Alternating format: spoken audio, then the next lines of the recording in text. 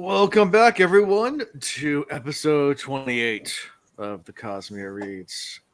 I might start saying something different rather than just once the episode numbers get really high. Episode 3,563. Nice. If we're still doing it there, we'll be really old, like in canes and walkers, missing teeth, like back in the day. Yeah. So how's everyone doing tonight? Good.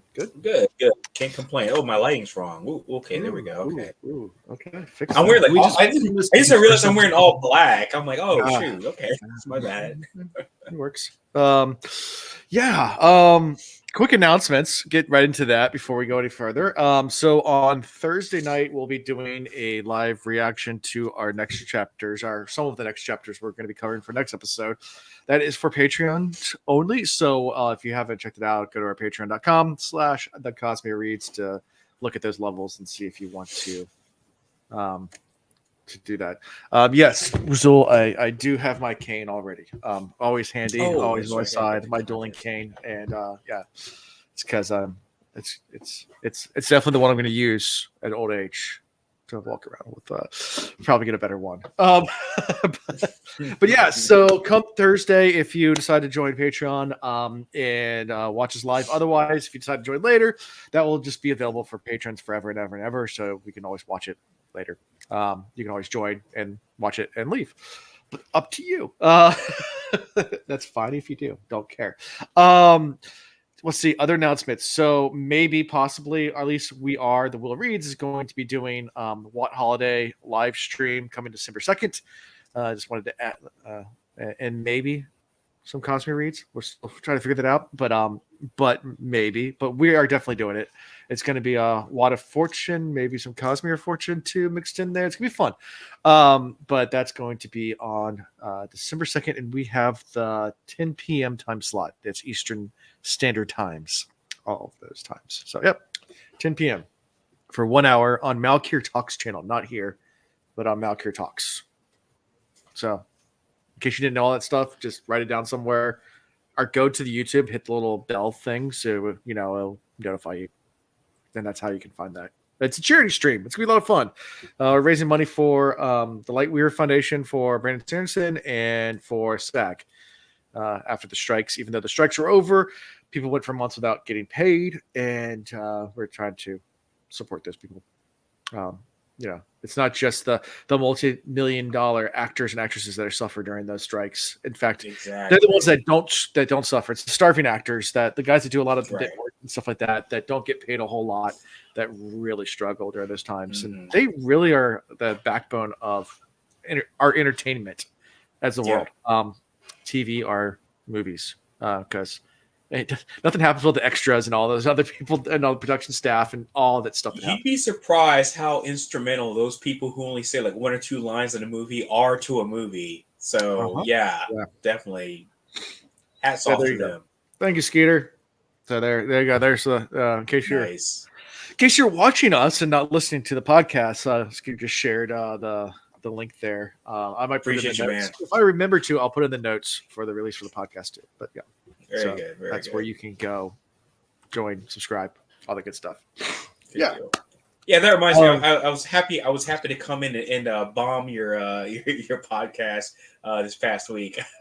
When I can stay up late enough, man, I love coming in and just going like trade. Yeah, Orlando was there for the Will Reads on last Tuesday night. Just in the chat, give us a hard time, causing chaos, which is fine. That's right. That whole podcast is complete chaos. If you didn't notice, it's hard for us to stay on topic. We do a lot better job on this one to stay on topic. They hardly ever want to talk. Of course, they've been doing this for years too. Like, I think we were a lot more on topic. Maybe we weren't. I don't know. Years ago when we started it, but now we've been doing it for so long that it's just like, yeah. That's all right. It is what it is. I don't care either, because it's like I'm like, okay, what happened in chapter blah blah blah blah blah book? I don't remember exactly what happened in that chapter. So I'm like, yeah, exactly. So, but when I hear it, I'm like, okay, that's right. This is the part where they're doing the thing and the thing and the jam and the jam. Yep. Yeah. So, no worries. Yeah, and there's the page for the What Holiday, Malker Talk / What a Holiday. Cool. What a holiday. I love that. So yeah, good times. Yeah. As other announcements goes, we did do a book giveaway, and the winner of that was Benjamin somebody. Sorry, I should have had your name ready to go. I'm a horrible host. Benjamin. Oh, no, you just go with Benjamin. Okay, cool. On Twitter. Okay, so it's Benjamin, our Chitsy Beatnik. Currently reading Curse of the Fallen. Oh, Curse of the Fallen. Okay, cool. Yeah, he won a book. He should get tomorrow. So cool. Yeah. Congratulations. Yeah, congratulations. We do giveaways every now. I was on X or Twitter or whatever we're calling it these days. We'll do giveaways elsewhere too. But yeah. So. X. Ugh, that's the worst. Anyway. I mean, yeah. It is what it is. Why? Yeah. See, you need that. You need that YouTube with the guy that says it is what it is. Yeah, man. Yeah, I'll work on it. Yeah. You need to have like a meme button for every button on the keyboard, basically. It gets I have a lot, and I had to delete some that I don't use that often anymore, just because I don't want to, because it gets too much. But I do have a lot of buttons. Okay. But then me scrolling up and down trying to find the right one, and then I am so curious what your meme list is of your buttons now, because I'm like, obviously we know about the Inquisition, we know about emotional damage. That's what she said. That's what she said. Yeah, don't be suspicious. Can I pet that dog? Okay. She's a witch. She's a witch. Burn her. Monty Python, yes. And then Willy Wonka, you getting absolutely nothing, no points. That's a good one. Did we just become best friends, Will Ferrell? Oh, okay. Yes. The Inconceivable from Princess Bride. Yeah, I got a lot of good stuff. Yeah, it's So I got a T-shirt that says Inconceivables. It is drawn in the style of the Invincibles. Inconceivable. You keep using the word. I don't think it means what you think it means. It means. That's a great line. I love it. I love all those guys too, man. Andre the Giant, Mandy Patinkin, and Wallace Shawn. That's right. That's the three guys. Yeah. But what's everybody drinking right now? Oh, good point. So I was drinking Northern Lights, but now since we've switched past, last time I was talking about, you go to Norway, but this is from Star Hill's Christmas Lights. Hey. So rather than a Northern IPA, it's a Spruce IPA, which I can't taste the spruce in it. But yeah, whatever. Okay. What you drinking, Will? I'm drinking a Bordeaux. 2019. Oh no, that's not. That's yeah. It's from Côte de Bon, which is in France. It's a like 80-20 Merlot Cab Franc blend. This guy. Okay. Yeah. Flexing. It's our anniversary. We got this because we had some family visiting a few weeks ago, but they didn't drink it. So okay. Their loss. It's delicious. I mean, you said Bordeaux. I was like, I don't drink a Bordeaux often, but we had ribeyes for dinner for the anniversary, so busted open a nice wine. That makes sense. Yeah. Is it? So I'm guessing it's from the Bordeaux region of France. Yeah. It was only like $20 from Total Wine, but it had like a 95 rating. So yeah, nice. It's good. There you go. Put your pinky up while you're drinking it, man. Come on. I do. It's like one of those things, like can't be a true Bordeaux unless it's from that one small region in southwest France. Yep. Bordeaux. And Champagne is northeast Champagne, France. Right. Region. Or tequila, only certain areas of Mexico. If it's not in certain areas, it's mezcal. Bourbon. But if it's in like certain areas, bourbon, same thing. There you go. Yep. There's a bunch like that. No, wait. Bourbon is not it's not dictated by the region, it's dictated by the formula. Yeah, but there's Bourbon County, Kentucky. And people are there is, but you can actually make a bourbon outside. Sure, but then you call it like Virginia bourbon or something else bourbon. That's true. Versus just a bourbon. You have to add a modifier on it, right? It's a sparkling wine, not a champagne. That's right. I meant to text you guys last night because we went to this speakeasy before dinner, and their bourbon whiskey list was insane. Extensive. You guys will love Awesome. it. I took a picture. You can just see how long it is there. And that's just the bourbon. Then they had like American rye finished rye. Like, ooh, nice, it's crazy. This is in Baltimore. Yeah. It's the dude. Oh, man. I wish I knew about this last week. I mean, I know. Oh shoot. Yeah. We'll have to go next time. Yeah, man. Next time I'm up that way. Yeah, shoot. The closest thing we have anything that like that down here is Still, which is in Portsmouth, which is like a speakeasy. Yeah, but they have a very, very, very large whiskey list. So this episode is brought to you by Still. I was trying to get my name on the plaque up there. Because if you drink enough, taste enough of their offerings, you get your name like in bronze on a plaque. Awesome. And I was one summer because when I worked for the school division, we would have every Friday off. I was like, I'm gonna go there every Friday, have 3, different ones. You have to fill out a card, so on and so forth. And I was like, I'm gonna do it this summer. That was the same summer my niece was born. I ended up spending more time with my niece than I did at the bar. So, life choices. Probably for the best. It was for the best. I feel like I'm her favorite uncle, so I probably did the right thing, right? Yes. It's one of those restaurants that like tries to be like super fancy, and they do have like really good dishes. Don't get me wrong; like they have some really delicious stuff. It's still the food's really good. Oh yeah, but it's all tapas, which I love. I love small portion stuff. But they always have like funny things that they try to get fancy, but like it's not fancy. But like they decorate it up to be fancy. Like so, like they have the ramen of the day there. Like it's ramen. It's like, still though a good. But they make it fancy. But like I went there, I guess it was a few months ago, and I was like, and I was like, "What's your ramen of the day?" And they're like, "It's just we're doing a poached egg and a spam." I was like, "So spam and eggs and ramen? Nope. What?" No, the egg, sure. The ramen.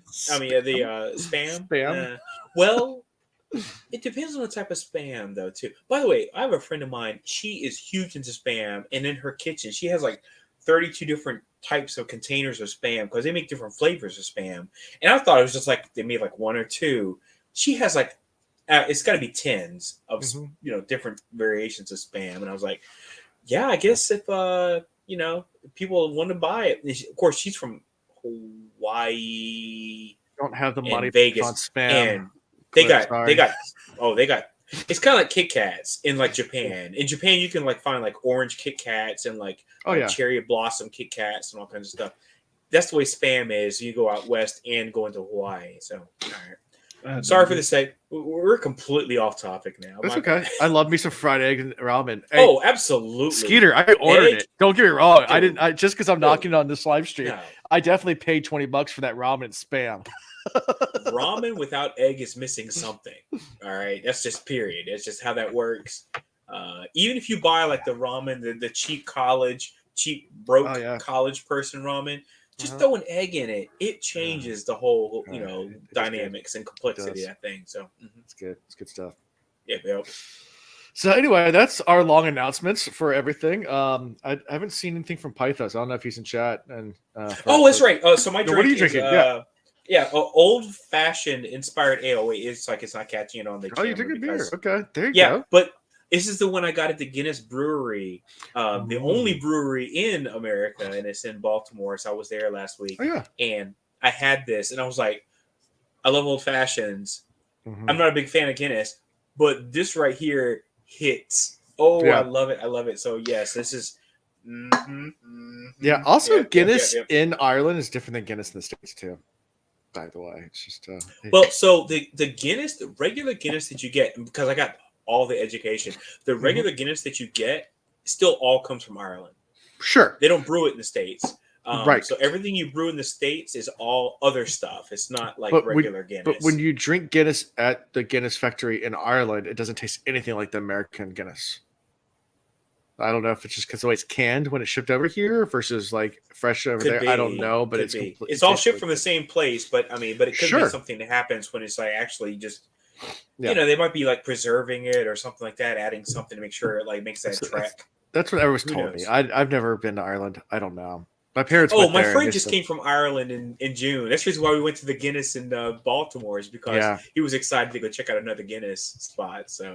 Yeah, my parents went there. I don't know if they went to the Guinness Brewery, but I know they went to the Jameson Distillery because JMO, gotta love some Jameson. Hey. Hey. Yes. And my friend got me this Nick Offerman limited edition Lagavulin because he was like Ron Swanson and oh my god, I gotta show this one. Hold on, I'll be right back. Lagavulin is a good Scotch. Yeah, I feel like that's the one I always see on the menu, and I'm like, I'm not even gonna try to pronounce that. It's the Nick Offerman.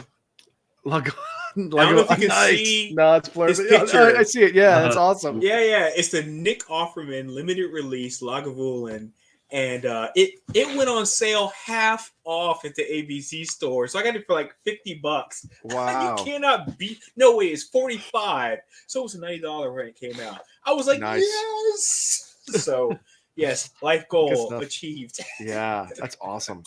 Yeah, I used to have a bottle. It's really peaty. I haven't opened it yet. Well, I haven't had that particular one, but the Golden is very peaty in general, like just that Scotch is. Yeah. Well, my friend opened his and he like destroyed it, and he was like, "Hey, if you want me to buy that bottle back from you, I'll do that." And I was like, "I'm good, thank you." Sounds about right. Yeah. Anyways. So now that we've been bullshitting for 20 minutes, this feels like for 20 minutes. I feel terrible. My bad. This feels like the Will Reads. Let's go ahead and get into these chapters. Yes.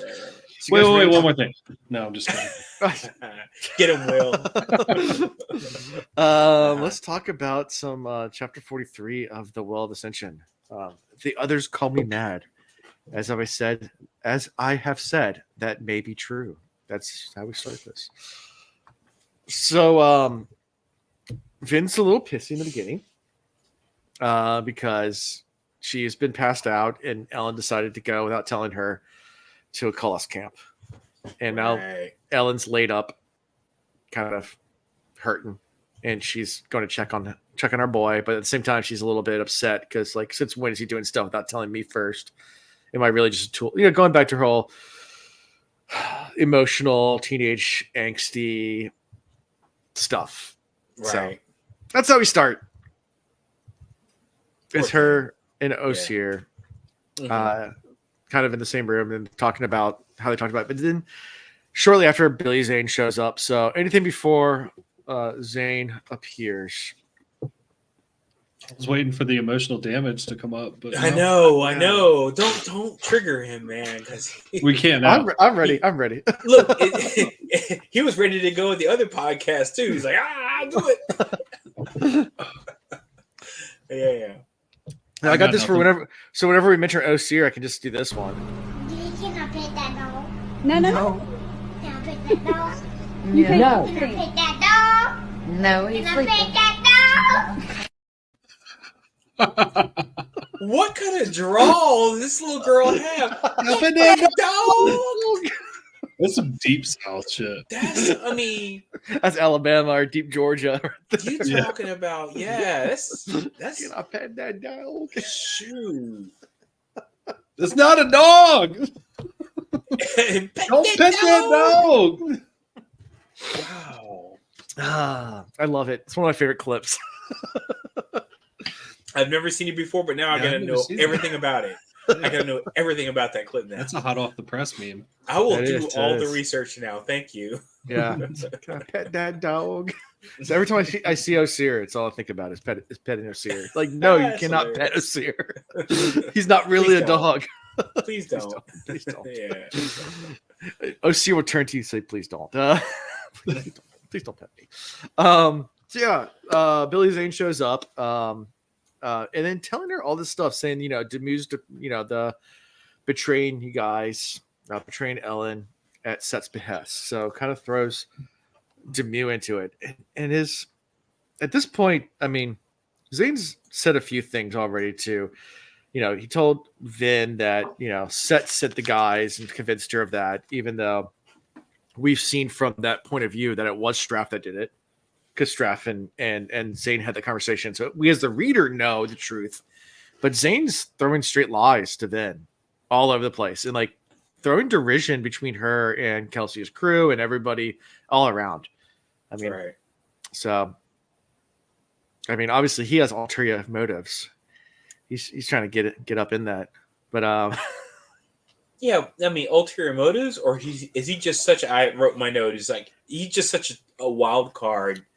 You shouldn't trust anything out of his mouth, right? So I don't know why she was even really listening to him.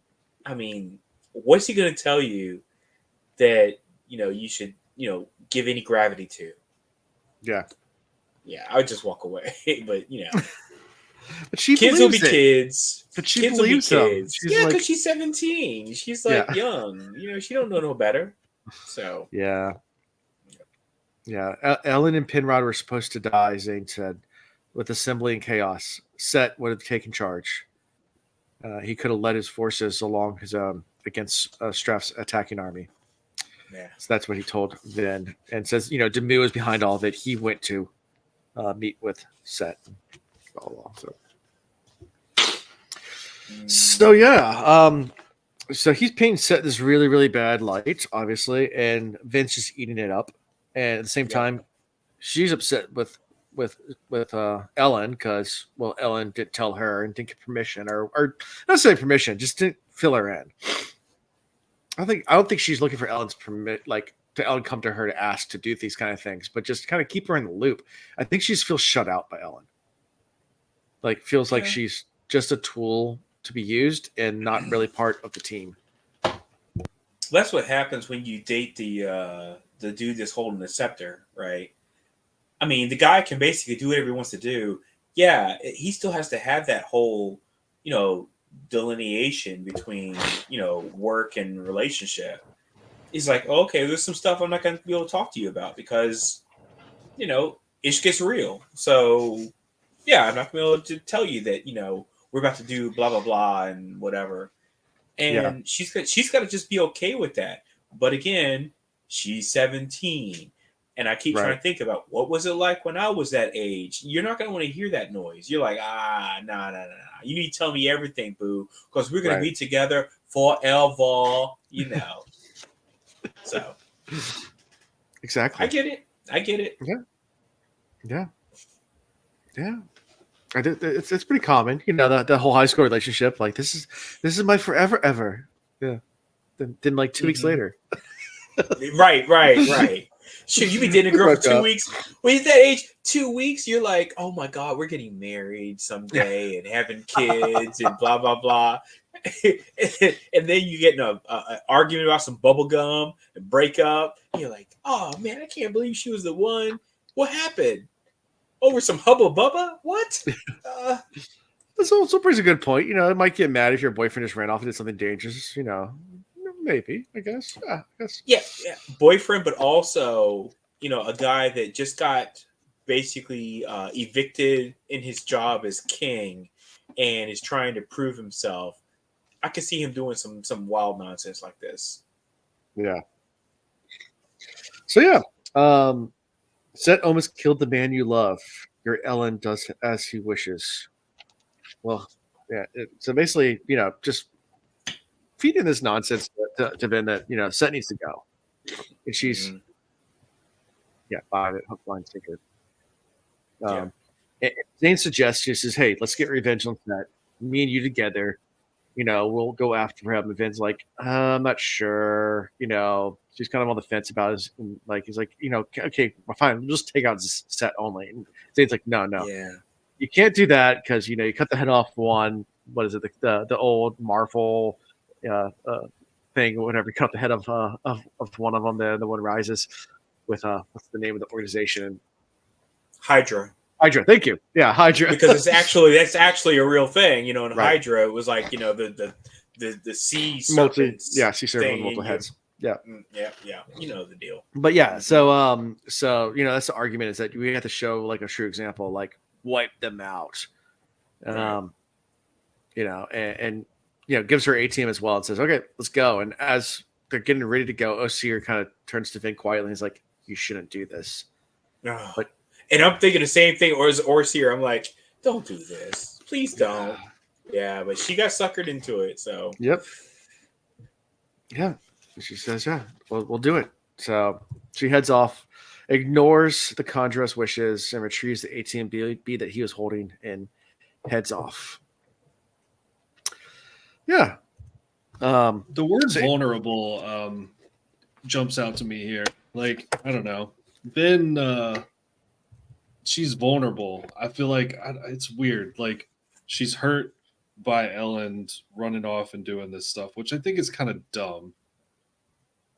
But she's in a vulnerable state. It seems like whenever she's vulnerable, Zane shows up. Oh, okay.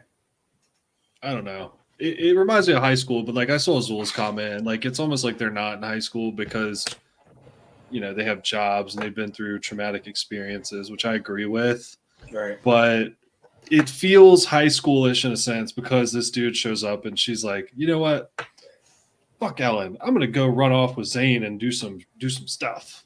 We're gonna go her motivations are so just conflated and mixed right now. She has no idea why she's doing the things she's doing. We know why she's doing it. Emotional damage. I'm out. I gotta go.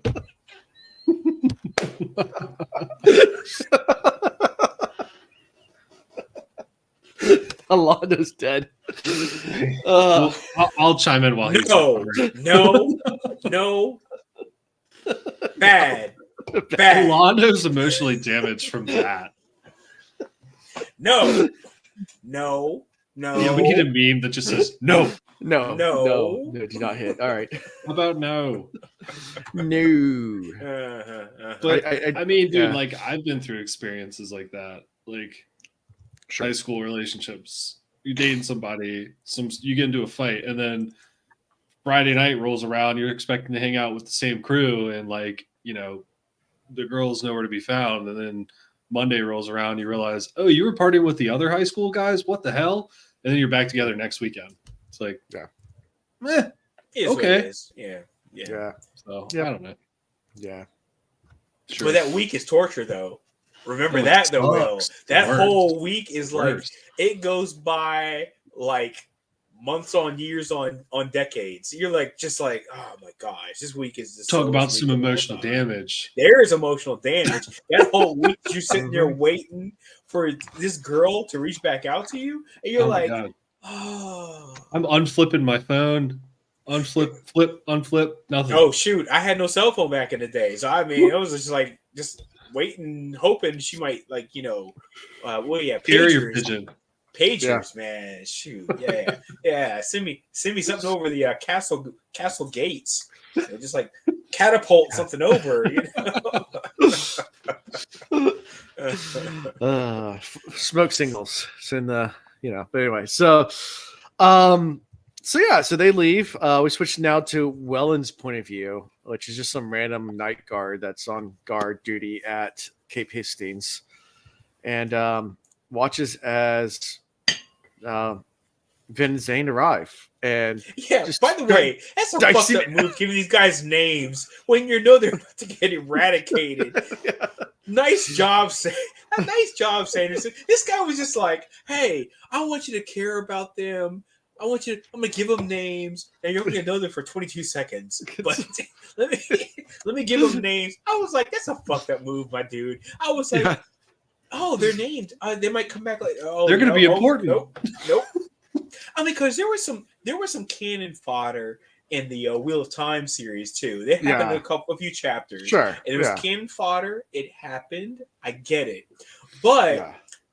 Jordan would actually bring him back for like 2 chapters and then kill him. But Sanderson's like, hey, this is Welland and this guy, and they're having a chit chat, blah, blah, blah. Oh, instant death. Like, oh, no. He was like, oh, yeah. It's like basically a whole Walmart's worth of coins got just. I wonder if in his head he was like, I wonder how fast I could kill a character. Like introduced time to kill. Maybe he was. Yeah. He was like, "Hey, I want you to remember their names. We're not going to give them graves. We're not going to give them a proper send off. It's just basically cannon fodder. Enjoy." Yeah.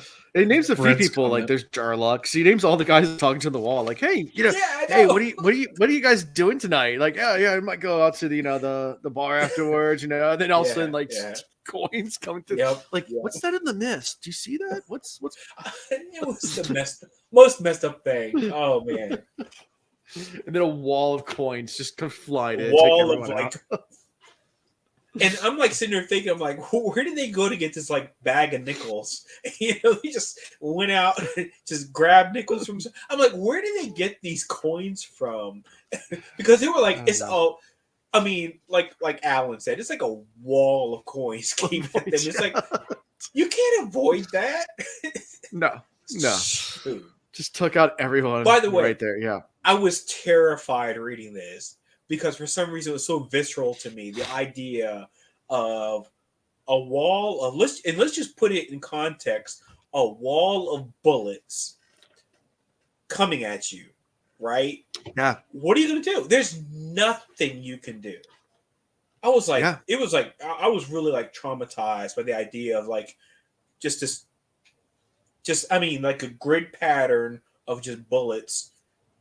Coinstar. Ha ha ha.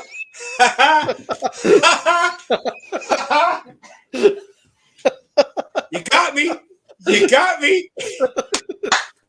You got me on that one. Coinstar. Oh, there it is. It's nickname. Need that T-shirt. Need that T-shirt. Coinstar. And then you've been like just jumping up and just flinging coins. Oh shoot. Oh man, you got me on that one. I got a slow clap on that one. Coinstar. Well done. All right. It's like a claymore going off. Yeah, I mean, claymore's a good example. I mean, the other thing I think of is like the anti-aircraft guns they have on aircraft carriers.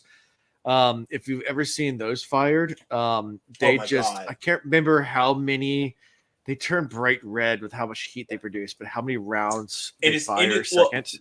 It's not indiscriminate, but something almost like indiscriminate. It's just like it's just fire in that like vicinity because they know radar's got something up there, and they just go. It's the phalanx is what they're called. I'm trying to remember how fast, how many rounds.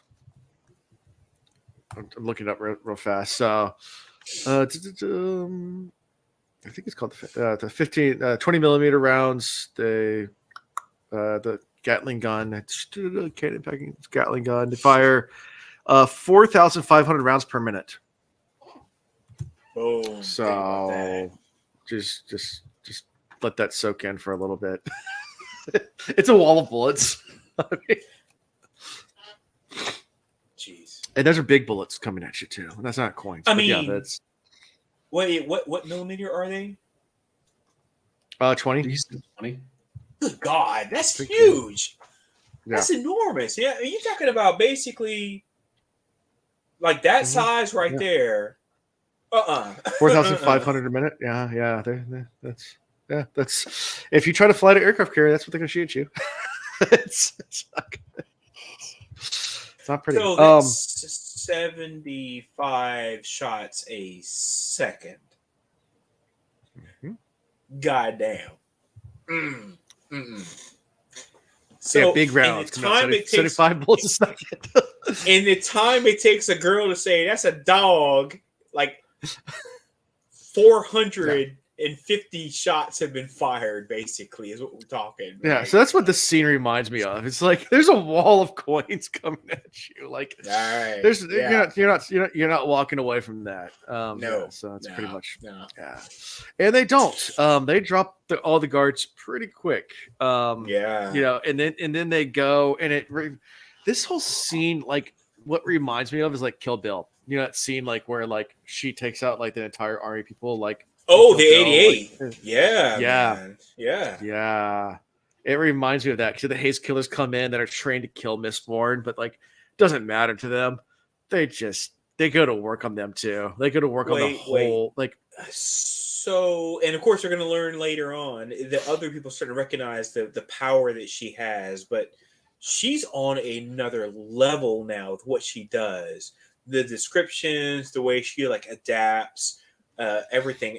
She's on this crazy level, and she never burns her medals, like her crazy, like powerful medals. Right. The whole time. She never buys ATM the entire time. Yeah. Never. Yeah. She doesn't even need it. Yeah. Just and they're going. I'm like, yeah, and they're planning. And she's anticipating a Mistborn the whole time. The whole time she's anticipating a Mistborn, and she's still then you run into a Mistine. They don't even run into a Mistine, and they learn that later. But yeah, they don't even run into a Mistine. They just run into regular soldiers, and they're just I mean, going from like floor to floor, just up, just leaving death. Just a whole bunch of just. She's obliterating every single floor on the way up. Yeah. So it's basically this whole chapter is an epic fight scene of just one floor after the other and one group after the other, and just being torn to shreds by Vin. And you see it from Vin's point of view, but also, I mean, obviously you see what Zane's done as well, and Zane's done his fair share. He's like death as well. Killing dudes and popping out of windows and coming into other windows and killing other dudes. This guy, he's on his other level too. So yeah. Did you guys enjoy this whole fight scene? I mean, besides I enjoyed the description. I like it when he does the visceral action descriptions. They're so quick fired. Yeah. And it really sets the pacing for what's happening, the action, and how quickly it's actually, going on. I appreciate it. Chris from the Will Reed says, and it's awesome. Yes. Oh yeah. Hey, Kuma. Here you go. That's what I'm talking about. Yeah. Yeah. So but I really enjoyed, the pacing of this is quick fire, visceral, and it always reminds us of how powerful these guys are. Oh yeah. Yeah. The part that stood out to me was when she's fighting the Haze Killers and she counts like 10 that she's killed in that moment. She's like, I remember when Kelsier was like, I struggled to kill a half a dozen, and she's like, I just wiped out 10. Yeah, I wrote that note down too, Will. Good callback, man. Yeah. She's like, wait, all right, I'm just gonna keep fighting and save that for later. Yeah. But she's clearly like way more powerful than Kel or anybody. Now, I'll be honest with you, I did not remember the term Haze Killer. And I know it was used before, but it feels like it's just been a long time. Yeah. So that's what they call people that are regular people that are trained to fight Mistings. So the first time it's used in the books is in the Final Empire, the first book, when Kel goes to steal the ATM from the Fincher. From Strath, and he pulls the lockbox out of the window. Yeah, he pulls right. He runs into Haze He runs into Haze Killers there, and that's where you first hear the term.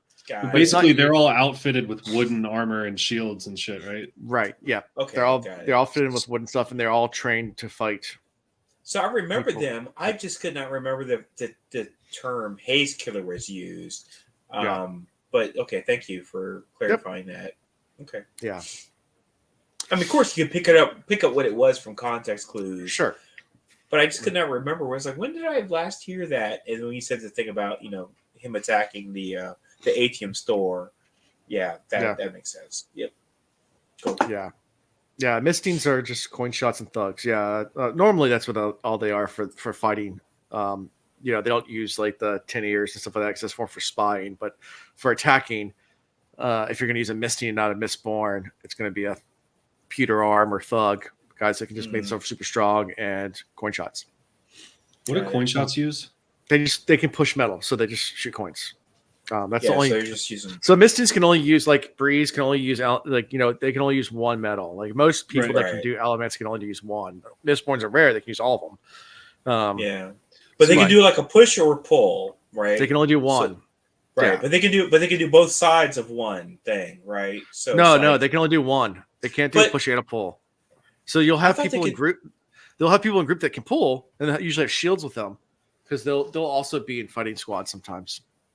So the thugs burn pewter and push their. Okay. So the coin shots will be with the thugs. Basically, the thugs will be the guy with the pewter arms that just get really strong and just fight. And then the coin shots are the people throwing coins from a distance. So you have range attack and close up. If you want to use tanks and range attack. Oh, that's right. So there's two metals that actually have. It's like two halves. A push and a pull. Yeah, stealing. But iron. If you're a Alamancer, you can just get one or the other. You can't just have both of those. because it's two different metals. So okay, you're locked into one of the metals. Got it. Right. Yeah. It's weird that we've gotten this far in the books, and that concept hasn't really been fleshed out to me enough. But I feel like that's the purpose of this. It's like it's purposely vague, just to kind of keep you wanting to find out more about it. So yeah, and that's how. Remember how Kelsier taught Vin, or figured out that Vin was a Mistborn when they first met in Cayman's lair way back when. Asked her to do the opposite of the metal. Once she figured out she can do the opposite, he's like, "Okay, you're Mistborn, because if you can do two, you can do all of them. Like, there's no only two." About that. You're right. Yeah. You're absolutely right. Yep. Yeah. Cool. So lurchers pull metal towards them. They're called lurchers. Yeah, they pull the metal. So they usually have shields and pull all the coins into their shield to deflect. I guess the part I'm confused on is like the difference between burning a metal and then pushing or pulling. So the burning is what you do inside. So when you burn the metal inside of you, that's what gives you your power. So what you're doing on the outside has nothing to do with the metal you're burning on the inside. So you burn it, and then you either get the pull or the push from it. Yes. Right. So thugs burn pewter, and they get super strength. Yeah. And is that a push or a pull? Well, no, that's pewter doesn't do anything with metal. It's strong. So the opposite of pewter would be 10. Enhanced senses, enhanced strength. Right, there's strength and so for soothers, it's soothing and riding. So you soothe emotions or you ride emotions. What do you burn to soothe? Brass. And then that's your boy Breeze. Yeah, brass and zinc are the two for those, and then bronze and copper for sensing elementic pulses or hiding them, and then iron and steel. Okay. So, steel push. I was trying to poke iron, a hole. Iron pulls. Yeah, I feel like you. Will, I thought you were going to have it locked down better than me, because you have the diagram in the book. I don't have a diagram to work off of, so everything I do is based off of memory and what I write down. So. I need to go back. I was just going to say I need to go back and re-review it. There is a diagram. I think there's like an anagram or something. There's a diagram appendix or something in the end of your book. Anagram. There's a whole explanation. Like right here, it says 10i. A misting who can burn 10. Thug, a misting who can burn pewter. Yeah. Zinc. Yeah, there's a whole fucking glossary. Yeah. And then the back of this one has the elementic power and the ferrochemical power. So like what the iron does for ferrochemical, for like Sazed versus what it does for elementic. So like what it stores. Right. Because I'm reading the book, I mean, like listening to the book via audiobook, I don't have reference to that. So that's why you might hear me ask questions about stuff like that. Yeah. Anyway. So look at the back of the book. Yeah, there's a helpful index in the back. Well, if you're listening to the book, you don't get all that. So. No, I don't. That's just why I ask these pretty obvious questions to people, but that's the reason why. Yeah. You're fine. So eventually they make their way up to the final floor, and it's just a regular squad of soldiers. They make quick work of them, and a large group of haze killers too. And then they reach Cett and Norden, who is Cett's son, who Vin immediately thinks that one of them has to be Mistborn. Either his son's a Mistborn or Cett's a Mistborn. She's been thinking Cett is for a while. But the way that his son just gets in front is like, don't hurt my dad. It's like, oh, so you're Mistborn. Let's go. And then like realizes, no. He's just this weak little kid trying to put his dad. Like, and Vince like having this change of heart. Like, this isn't even fair. Like, no, I don't want this. Is it's the whole fight from the jump street was not fair.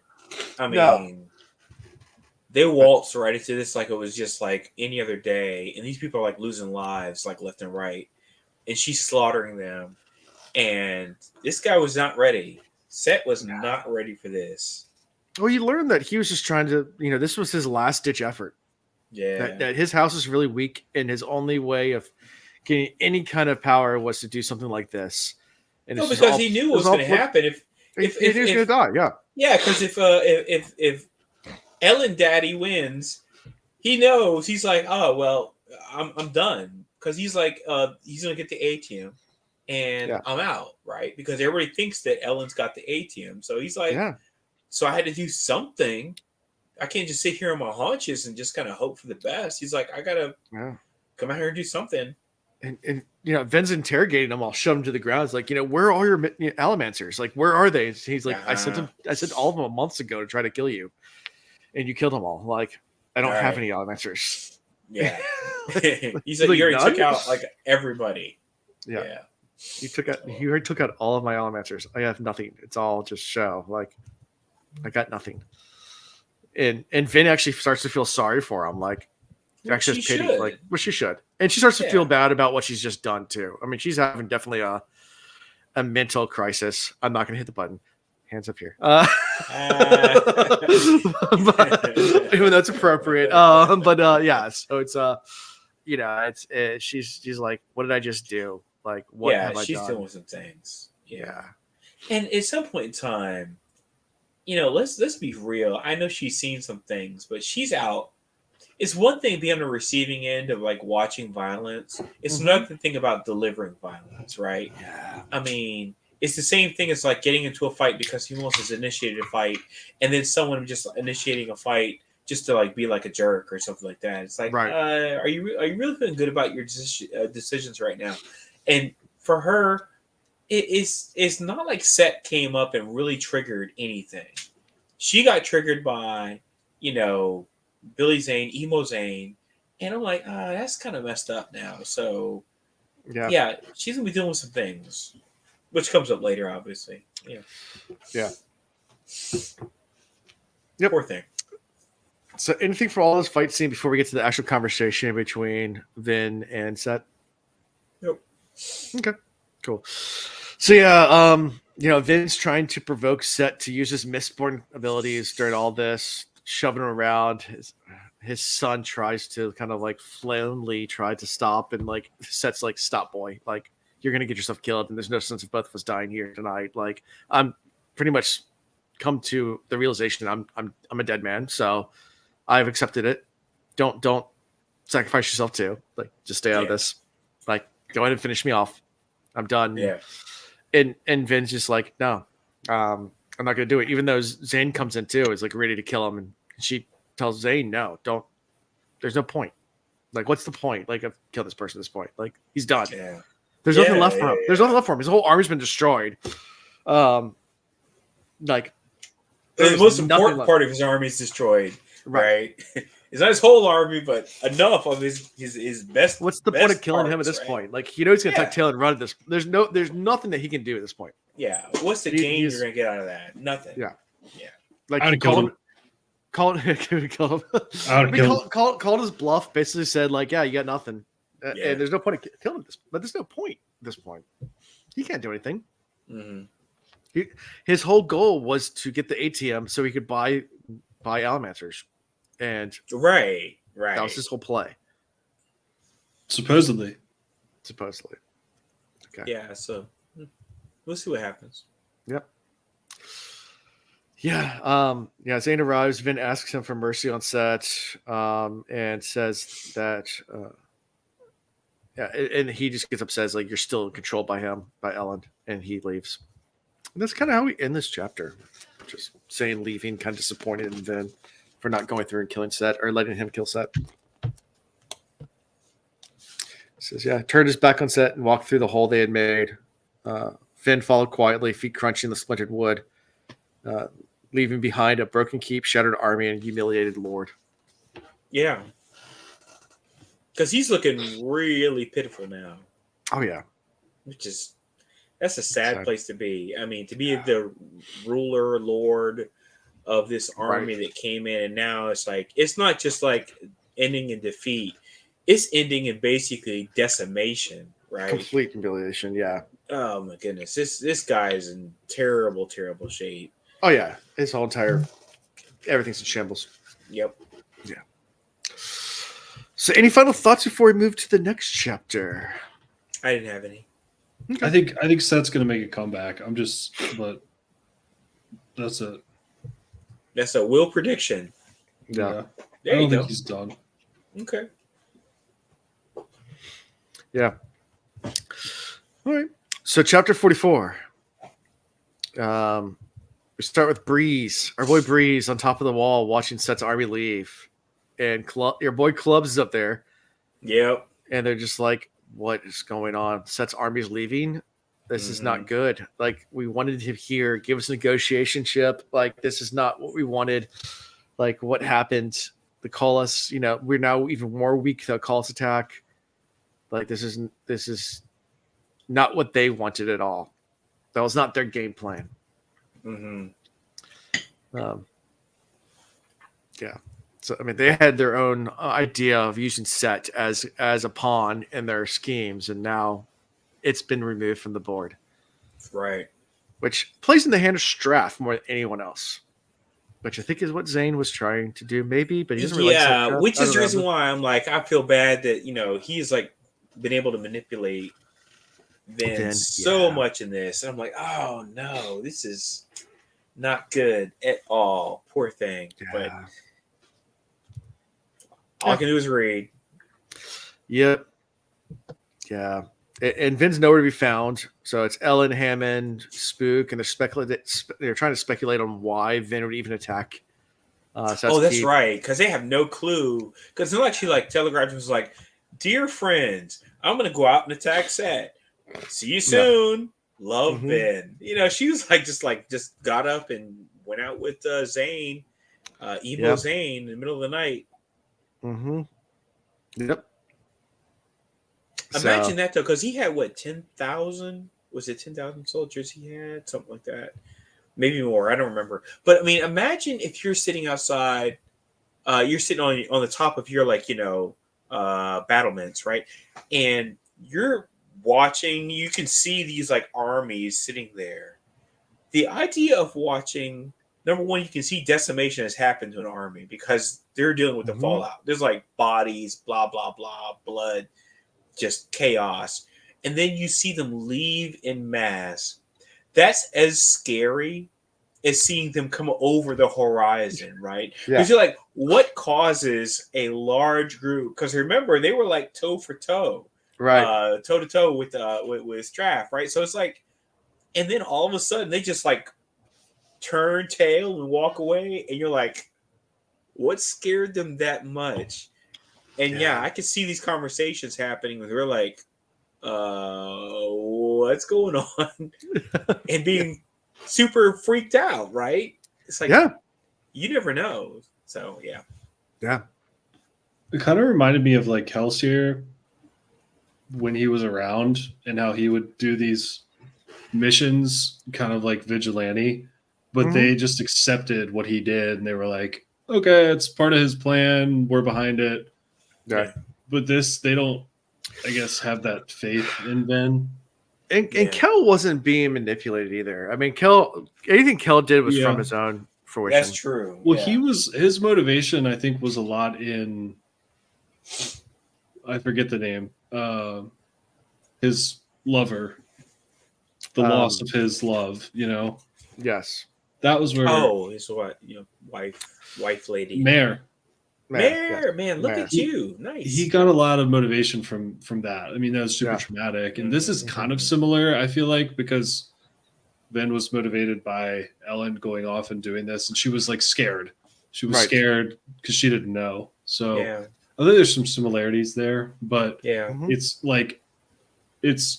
Vin is new in the form of Kel to Ham and Dox and Breeze and everybody. So they're still looking at her as I don't know if she can get away with that kind of stuff yet. We don't fully trust her yet. What the hell is she doing? Right. And she doesn't have a plan. Kel had plans. She doesn't really. Well, she's being manipulated by all the things. I mean, it's the emotions. It's Zane, and it's also finding out that Ellen went to the Kolos camp.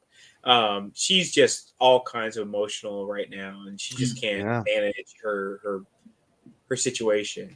Do you think that's because of age, or do you think there's something else? Oh, it's both. Okay. She's got the insecurity about love in her relationship. She's got the whole thing wanting to protect him and be his overseer is not the right word, but she just wants to be a cloak of protection for him, and she can't do it all the time. I mean, sure, it's going to happen. He needs to be his own king, and then she just, in general, she just doesn't know what she really feels like her place is right now. She kind of feels like she's like the stuff of legends. Yeah, because she knows she has capabilities that nobody else has, but she doesn't know what that means. What does that mean to her? And everyone leaves her all the time. Everyone eventually abandons her. She has that voice. Let's not even bring her childhood into it. I mean, that's just we're about to get to that. Now you can use the emotional damage. Now we're talking emotional damage because she went through some things, right? Yeah. Sure. Fair enough. Sure. So eventually they do go find her. Osir leads Ellen to Vin, who's hiding in her old abandoned building that used to be Cayman's former lair. Yeah. And she's just down there by herself, like basically in a puddle of tears, just rocking herself. At first can't see what she's playing with, but then Ellen sees it's her earring that she's playing with, and she goes into the whole story about how she got the earring and how. But she doesn't really know what the story is. But what her brother had told her. That, she when she knows was just enough, right? Yeah, when she was little, her mom had killed her younger sister and given her that earring on the same day. Right. Yeah. And then she kind of breaks the news saying that she needs to leave Luthadel and go north to Terrace. That she feels like here she just is a bringer of death, and that she needs to go find herself. She needs to. Yeah. She's going to Rumspringa. Exactly. Yeah. Go find yourself. Yeah. Take a gap year. People call it these days. And you don't go to college right away. You graduate high school. You take a gap year. You go find yourself. Which is smart, by the way. It is very smart. Yes. I advocate for the fact that I hate the fact that people go into college and you have these like advisors in college who are sometimes terrible at what they do. And you are 18 and they're like, hey, what are you gonna do the rest of your life? What are you gonna do the rest of your life? What are you gonna do the rest of your life? Hey, I need to know. And so I can put you in the. And it's like, I don't know what the hell I'm gonna do. Can you just give me some options? Like, oh, okay. Have you ever cooked before? Yep. Okay, we're putting in chef courses. Wait, what? Huh? Wait. Like, take this personality test. Yeah. Oh, yeah. Great. Oh my God. Yeah. And those things are so fallible. We can make a whole podcast about that. Oh my God. Anyway, go ahead. Keep going. Anyways, so she's playing with her earring. I'm an ENFP, if anybody was wondering. So what? You're what? ENFP? I don't want to know that. Oh, man, I also took it another time. I think it was an INFJ. So I refuse to acknowledge that because the science is so fallible. They went to Carl Jung himself, and he was like, "What you're doing is bullshit. What the hell are you talking about?" I just thought it was funny because I took it twice within like 2 months of each other, and each time the letter was different. So like I literally got the opposite. It's so terrible. It is the worst garbage interpretation of psychoanalysis. That's what I knew was bullshit. Even the person they patterned it after, and they were like, "Look what we did," because it's a mother-daughter. Look what we did. He was like, "Get the fuck out of here! What the hell are you doing?" Yeah, they make at the company I work for now. They make everybody see the disc one. I don't know if you've seen that one. It's a different one than Myers-Briggs, the disc, but it's another one, and it's they assign you different birds. Like so, it's like eagle, parrot, dove, or owl. And Portlandia. Put a bird on it, dude. Come on. It's like, dude, that's such a good show. Portlandia is the best, dude. I love that show. Fred Armisen and they're my favorites. I love those dudes. Yeah. Anyway, all right. That's They segue over. But so segue to actually, if you guys want to join our Discord channel, we actually have an entire section called the testing, where we have links to Myers-Briggs and all the different personality tests, along with like what Asha you are for the wheel of time, what if you're gonna do it for like just if you're gonna do it for purely personal, like reasons, by all means. The idea of doing that with an organization, I'm like, screw you in both ears, my people. No, I cannot. Yeah. Whatever. Anyways, so she's playing with her earring, and says she's lifted out. She's also gives the bead of ATM back to Osir to hold, which right in front of Ellen's like, I regurgitated it back up because I didn't use it, which made you think about the fact that she threw out the metals. So that part, by the way, they glossed over that real quickly. So she ingested it, she did not burn it, and then she was just like, so I threw it up. There you go. Trigger. I was like, this is the first time that has ever. I mean, well, as far as I can remember, that had been talked about. It grossed me out, and I was like, could you imagine being the Conjurer and having someone like, so I just threw this up. Can you go ahead and let me put this in your body now? It's gross, like throw a piece of metal. So she vomited a BB and she put it in his wolf scar. Mm-hmm. That's basically the way that works out. Well, he's not a wolf; he's a dog, but still. Yeah, I was like, that's just infection. All natural. That's the weirdest sentence I've probably spoken in my life.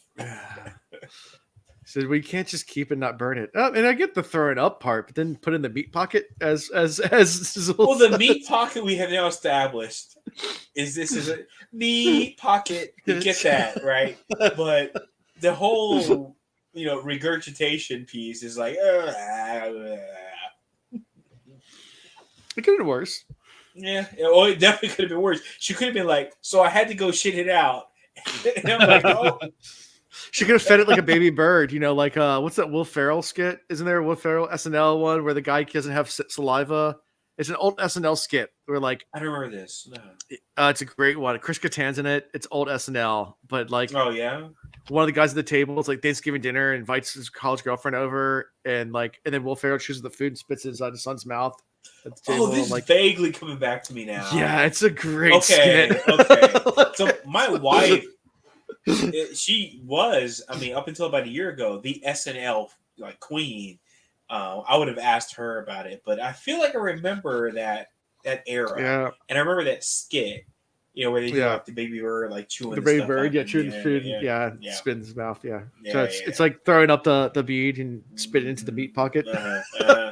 Yeah, all of it sounds gross. Still, thank you for the visuals, Alan. I appreciate that. Yeah, you're welcome. So any thoughts about all of this? About Vince's story? About the plans to go north to Terrace? What are your thoughts? What do you think what's she gonna do with that trek up north? Whatever. Who knows? Yeah. We'll see. Yep. Okay. She's in a dark place. She was holding on to that earring, which is symbolic, I think, in the sense it's the last thing she had to hold on to, which is sad because it's her mom who killed her sister, right? Mm-hmm. Yep. And she's in the corner in Cayman's lair, supposedly, which is where she got abused. Mm-hmm. Hold on, it's just she's in a super dark spot. She is. Yeah. She's gonna go north and run away from the problems is what it feels like to me. Exactly. Yep. Hello, darkness, my old friend. Yeah. Arrested Development. Every time I see that, Job, he's like, hello, darkness. She just needs some JMO. She'll be fine. Yeah, I guess some JMO. Yeah. Just needs to get a drink. Drink it off. Yeah. Just drink it off. That's right. Any psychologist will tell you that's how to deal with your problems. Alcohol. Blame it on the alcohol. Blame it on the. All right, you guys ready for chapter 45? Yes. All right. Yes. No. Yeah. No. Yes. Now. Right now. Yeah, we're splitting into two podcasts right now. I know what I've memorized. I know what is now repeated by the other world bringers. And we're getting these little snippets now from Quan. But we're back with Tindwyl and Sazed, and they're still up all night long studying about the hero ages, that he won't be Terrace. Sazed agrees. And they start to have an argument about religion, like why Sazed even holds on to these things, like what's the point? Yeah. And they're, it's getting late. They're both tired. They're like slap happy, like at this point trying to figure out, like, it's like when you do those like super cram sessions for like an exam and like you've been studying for hours and hours, and at this point you're just coming up with like almost like your high type of like philosophical debates, because like you can't even, your brain's not even functioning correctly anymore. But I mean, if I remember correctly, she's been up almost a week working on this. I mean, can you imagine? I have done some all-nighters, and I'm talking about even for my job, like recently, where I've like stayed up basically all night and basically got like maybe 30, 40 minutes of sleep for like over like a weekend or 3 days or something like that. The idea of doing that for a week, and I talk to my employees about this all the time, is the idea of diminishing returns, right? So the idea of working past 8 hours, once you get past 8 hours, for the most part, the productivity you get every hour after that goes down about 50% every hour. Yeah. So like if you're at 100% productivity, really at 8 hours, you're like at 60% productivity. But then think about it diminishing 50% every hour after that. So you go from 60% to 30% to 15% to 7.5. I mean, your productivity is so low. And so the idea of working for a week, it is probably like 5 hours of the most shitty work you've ever seen in your life. It's like people just like scribbling notes on like, paper, like I can't write right now. It's just going to just do the thing. And Why do that? Just like get some sleep. It will help you. Right.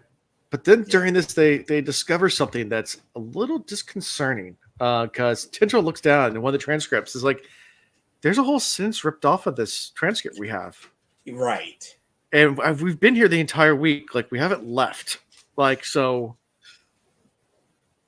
no one's come in, and it's just missing. And like, they're like, all right, well, let's go look at the other transcript. And they pull another one out. It's like, it's missing from that one too. And like, well, the one that's been locked up the entire time, it's under lock and key. And they go in there, it's gone. But of course, Sazed knows what it actually said. Well, because he has his metal mind. So he's like, I know what was removed, but why was it removed? Right. Weird. Right. Yeah, I'm trying to remember what exactly it said. Hold on, I'm trying to go to the line and find the exact quote. That's him talking to Sazed. I got it. I'm trying to find it. Okay. Page 569. Alindi must not reach the well of Ascension, for he must not be allowed to take the power for himself. Right. Yes. Right. So what's going on here? What removed it? Or who? The mist. Raffo. Sure. Raffo removed it. I don't know if you heard of Raffo. Raffo, he came in. King Raffo came out, and he was like, "Aha, got him, bitch!" And he just took it. So Lindy cannot get to the well of Ascension. He must not make it there. Yeah. But it's such an innocuous line. Mm-hmm. I mean, if all the things to take out, that's a weird one. Yeah. It's interesting. We'll see. Yeah. So no further thoughts besides Raffo on that one? Probably the meat. It was probably the meat pocket. The meat pocket just slid in there and ate it. The other Condra? Or just the shoulder came in like that damn meat pocket. Oh no, it was hungry. Pockets. It was hungry. Meat pockets. And meat pockets like, you know what I love to eat? Grammar. It just ate like just words off pages. All right. Yeah. All right. Okay. Yeah. It's interesting though. But during all this, Vin shows up and he wants to talk to Sazed alone. And Tindwyl's like, Oh my god, this whole thing's a rom-com. Oh, it's such a rom-com about to happen. Says I need to talk to you, and says like okay, and dismisses Tindwyl even though she's eavesdropping the other side. And Finn's like, I need advice about love, and says like, why the hell are you asking me? did you not get the memo? I don't do that thing. I don't know anything about it. Like, don't know anything about love at all. And, No. And she's like, well, hear me out. She's like, well, I love Ellen a whole lot, but what if there's someone else? He's like, okay. Yeah. I know you guys predicted the love triangle a while ago, but it's been. Oh no, I told you I hated it though. Yeah, I know. Because I feel like it's just a presence to be the antithesis to Ellen, and I don't buy it. But when I say I don't buy it, I mean, do I think he's going to go there in the writing? Absolutely, he's going to go there in the writing. But I am not picking up what you're putting down. I don't like it. I'm not a fan. Sorry. No, sir. I just don't like it. No, sir. I just don't like it. I don't like it. Ren and Stimpy, man. That's like the horse from Ren and Stimpy. Yeah, there you go. Yeah. I was wondering if you catch that. Yeah. No, sir. No, sir. I just don't like it. I just don't like it. That's right. Yeah. Ren and Stimpy horse. Yeah, man. So, well, do you like it? I know, Ren and Stimpy. I know. Man. I watched some Ren and Stimpy, but I don't remember that one. Oh, shoot! I had the whole collection, man. I got it on DVDs. I mean, Happy, Joy, and and Log. Played Log. It's bad. It's bad. It's good. Yeah. I don't know. Rom-com. Yeah. Oh, definitely rom-com. Especially considering the fact that first it's like Vin walks in. And then like, she leaves, and then Ellen comes in. Is like he confronted him. Was like, oh my god, rom-com. Yeah, this is straight out of a '90s sitcom. Yeah, like, it's straight out of. The only thing is he didn't go in like hands in pockets and go, "Oh shucks, I didn't know what to do with her, man." That kind of thing. It's basically Boy Meets World. Like it's Topanga and coming in. Boy Meets World, by the way, so underrated. Well, no, it's a cult classic now. It's a cult classic. Yeah. And they're talking to Mr. Freeney, right? Yeah, Mr. Feeney. Yeah, Mr. Feeney. Yeah, they're talking about Mr. Feeney. Says Mr. Feeney. Teacher. Yep. Yeah. First Topanga comes in, then Corey comes in, says the same thing, and Mr. Feeney's like, I don't, dude, figure it out. Like, yeah, he's like, it's straight up a Boy Meets World episode. That's what's happening right now. On this special episode of Boy Meets World. Topanga's got issues. For any of our younger listeners, go check it out. It's a great 90s culture phenomenon. Boy Meets World was great. Yeah, Topanga just murdered like half of her opponents, and I don't know if I can feel the same way about her anymore, but I still love her. He's looking at me differently. How? Why? What? Oh no! Get over it. Yeah. But says they're meant for each other. It's kind of his advice. Yeah. Yes, it says they do, and and thinks they must stay here for Luthadel not to be conquered, because that's another thing that happens too. It's been talks again about leaving and that kind of stuff, and doesn't she ask Ellen to come with her at the end or something, or is that not yet? Oh, we're not there yet. Okay. Then Ellen comes in. Okay, yeah. Yeah. Yeah. And he comes in. I expected him to come in the same sheepish way, but he did not. He came in and he was like, "Hey, I need to talk to you. You can go, lady." And she was like, again, because she just got escorted out the room the last time. Yeah. And she's like, "I just came back in the room." Oh, okay, fine. And then she's like, "Gotta leave." Yeah. And the whole time, Sazed is like, "Oh, this training worked out well. He's acting so much more regal in everything he's doing." Yeah. And I'm like, yeah, that'll happen. We get, the training, etc. Which is why it was easier for him to come back to his trainer, and say, I don't care what you trained me on.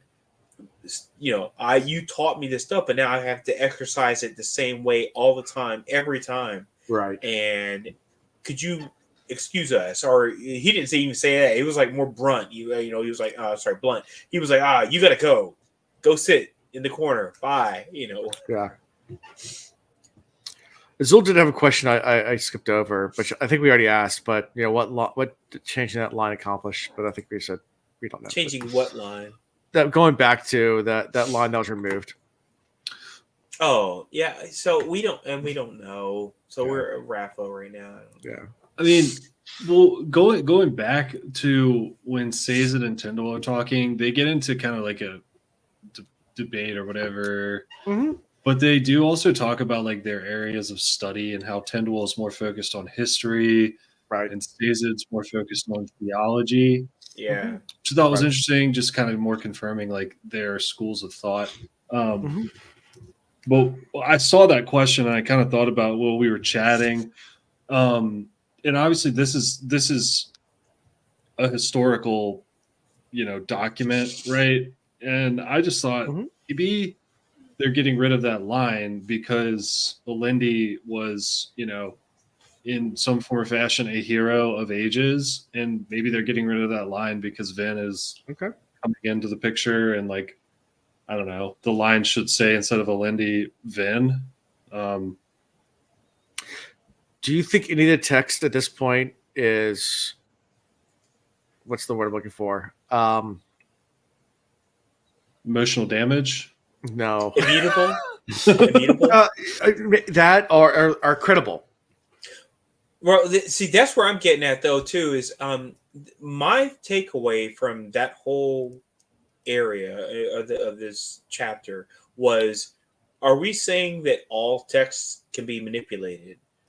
Because I'm like, well, okay, well, now I got a problem with everything all the time, everywhere. So why even care at this point in time if it's all subject to, I don't care what the source is, where it's actually, getting manipulated, but still it can be manipulated. I'm like, well, then I don't really believe anything I've read or heard now. So everything becomes suspect to me. I'm like, if it's not immutable, then I really don't care what you guys tell me. So I don't even know if that whole Well of Ascension, blah, blah, blah stuff. I'm like, is it the first line in chapter 1? I'm going to read it for you again, just as a little refresher for you guys. All right. I write these words in steel, for anything not set in metal cannot be trusted. Whoa. Whoa. This is why I typically, the first book, Alan knows, I went back and read like all of those intros to every chapter. Yeah. I haven't done it yet because I feel like, they're not as like instrumental as the last book was. But thank you. Guess what I'll be doing? I'm gonna go back and reread those now. Thank you so much. Still says mic drop. It seriously is. It is, and because it's the first line. It's the first line of this book. It's the first. It's not a spoiler. No, it's right there. It's the first right there. First line of the book. And I just hadn't done it because I got lazy about it because I was like, it's not that much happening. I write these words in steel, for anything not set in metal cannot be trusted. Good God, dude. Now I want to go reread all the things. Read all of it. Yeah. Watch me find out the whole book is just basically an anagram for a whole bunch of like secret messages. Right. These books are a lot of fun on a reread, let me tell you. Because there's so much that's just so obvious. That's right there. I can see that. Right smack in your face. And you're just like, I can see that. It was right there the entire time. Right. Like all of it. Fair enough. You got us on that one, man. Good call. So yeah, and that's how we end this chapter with pretty much the little rom-com and says I mean, are we glossing over the thing where like Ellen and Vin talk about like okay, that's how much we like hit on that. Yeah, let's hit on it. So yeah, because Vin's like, I need to go away, and Ellen is like, what, and blah blah blah. Internally in his head, he's like, I'm not gonna let that happen, so on and so forth. And then, but the words that come out of his mouth are basically like, okay, I understand that. Make the decision. Go ahead. If you need to go, you need to go. Yeah. I can't come with you because I need to support the city here. Right. And great move on both of their parts. I think she does need some time away. Mm-hmm. And anybody who's been in young love doesn't understand that sometimes it's the best thing, right? Separation does a lot to rebuild or renew a relationship, right? Yeah. So, yeah. Good move on both of their parts, in my opinion. Yeah. Will, you look like you're deep in thought. Okay. The dude said anything's not written in stone cannot be trusted. Well, you fucking wrote it. What good? I mean, so what? Yeah. That's rough. I mean, again, I'm gonna have to like meditate on that. Like after I read all the freaking epitaphs in these chapters, I'm gonna go out and have like a field day with that. Looking forward to it. Yeah, it'll be good times. It's interesting. Yeah. I don't know. Distance makes the heart grow fonder. Sure, so it does. They need time apart. They do need time apart. Absolutely. Yeah. I mean, I love it when my wife has to like travel for business or whatever, or I have to travel. I mean, sometimes it's good. It's just like, do your thing, be separate people, and then come back and really appreciate each other. Right. That's the way it works. Yeah. Mm-hmm. If you miss them, you know it's real. Yeah. Exactly. Otherwise, it's complacency, and you don't want that, right? Where it's like, oh well, it's good seeing your nasty ass again. You're like, oh no, you don't want to be like that in a relationship, right? No. It's not good. Not a good look. No, not ever. Yep. And so then we end with them thinking, or I guess we'll say it thinking, that they need to stay. Those two must not be here when Luthadel falls. Yeah, and Sazed is really feeling like this whole relationship between the two is more instrumental than anybody understands, knows, or thinks right now. He's like, this is pivotal that they like get this relationship figured out. Right. He feels there's a lot more to it, and not just the fact that she might be like the savior of everything, but something specifically about the two of them, which I think that's true. We'll see what happens. Yeah. All right. So that's how we end these chapters. So any final thoughts or anything we missed or? I just like the fact that my boy Clubs is always called Uncle Grumpy.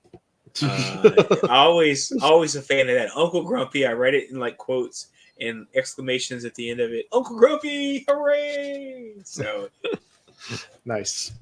Yeah, Uncle Grumpy.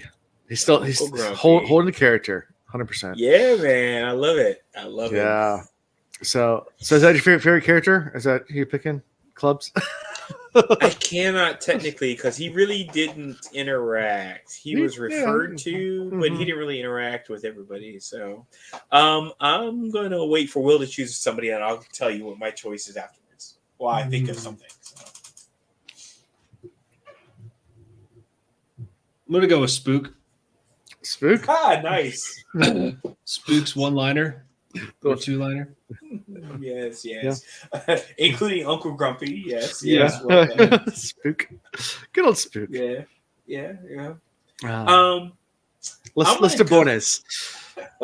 We always forget his real name, Lester Bones. Yeah. Which is the weirdest, most articulate, fanciful name. Lester Bones. Sure. He wasn't Lester Bones. Yeah. He wasn't. So this put the heart on. So I'm gonna go this time. I'm gonna go with Sazed only because he reminds me of Tina Fey's character in Mean Girls. Basically, just like the lady who everybody's coming and complaining to, blah blah blah. Yeah, Says it. Which Says I just found out there's a new Mean Girls coming out. Yeah, Mean Girls 2. Okay. And the new one is I hope people understand that the new Mean Girls is not Mean Girls remake. It's a retelling of Mean Girls patterned after the musical. So it's going to be like a lot of like singing and all that kind of stuff in it. So now I love a good musical. By the way, I'm going to go ahead and just go hot take. Maybe I'm the only person out here. We saw the Marvels yesterday. And by the way, I've been reading comic books for like all my life. Loved it. Loved everything about the Marvels. It's just a fun time, especially if you have a young person. They're going to like love the heck out of it. So I'll put my nod in for the Marvels. So, and I know a lot of, old, staunchy, starchy comic book heads talking negative about it. It's great. I loved it. Fun times. Yeah. Okay. I'm trying to think of my favorite character for this chapter. I think Sazed was it, but I'll try to pick something different.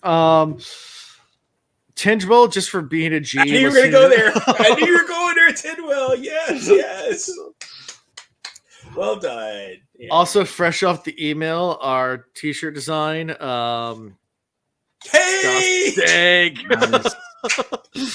It's on the T-shirt. I have to approve this with our merch, and it's going to be in our merch store very soon. I need the this Skostic shirts are going to be available very soon. We finally got the design. If you can make sure the very first shirt that's produced is a medium for me, I'd appreciate that. I got you, man. We'll Thank get you. There. So go check out our merchandise site. We're soon to have Skostic shirts. Some good old Skostic. Hooray! Only the freshest. That's right. The stankiest. The stinkiest. Well, next time on the Cosmere Reads, we'll be doing 3 chapters again, 46, 47, 48, which ends the next part. So that goes all the way through the end of part, is it 4? Yeah, we're at 4. Yeah, so it ends part 4 to get to part 5, which I think is a lot. I think it's the last part. I think there are 5 parts per book. Yeah, I know there's 6 in this book. Never mind. So I stand corrected.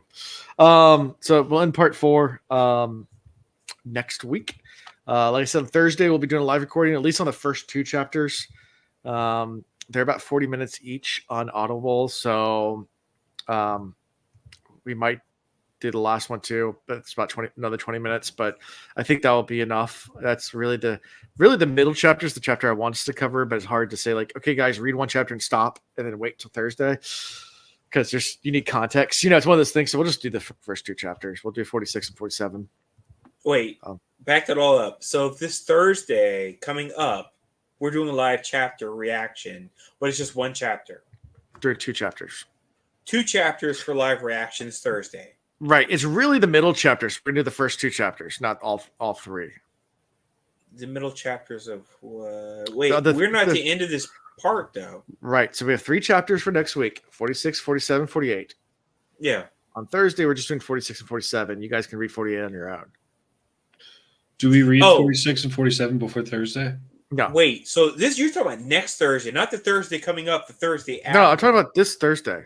This Thursday would be 46, 47. And then you read 48 on your own time. We record on Sunday. Got it. Got it? Okay. Everybody else on the page? We're actually going to be talking about 47, 48 on 2 podcasts.